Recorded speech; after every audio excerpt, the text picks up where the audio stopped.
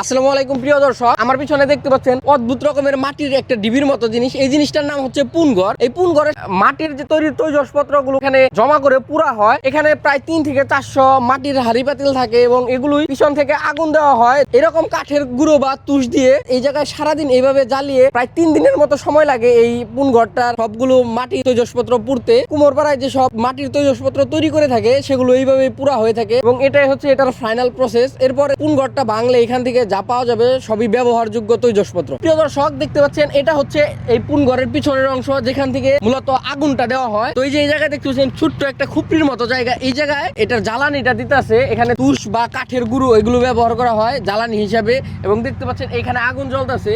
তো ভাই এই জায়গায় আপনার কতক্ষণ আগুন জ্বালাইতে হয়? 12 ঘন্টা। আর এটা পুরোপুরি পরিপক্ক হইতে কতক্ষণ সময় লাগে? 3 দিন সময় লাগে। পুনঘরটা কি 3 দিন পরে ভাঙবেন?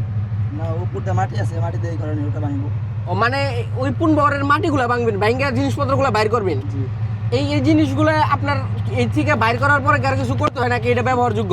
না, ব্যবহার করবো। এটা ব্যবহারযোগ্য। এরপর আপনারা বাজারজাত করেন। জি। পুনঘরটা বানানো হয় বিশেষ কায়দায়, যে কায়দায় আসলে এই সবগুলো হাড়ি পাতিল পরিপক্ক হইলে বোঝা যাইবো। এজন্য ব্যবহার করা হচ্ছে খ্যার।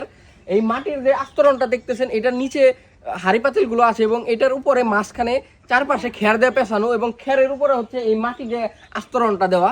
খ্যার দেওয়ার কারণ হচ্ছে তল থেকে যে আগুনটা দেওয়া হইতেছে প্রথমে ভিজা খ্যারগুলো শুকায় এবং শুকানোর সাথে সাথে মাটিগুলো একটা লেভেলে শুকায় যেন পুড়লেও নষ্ট না হয়।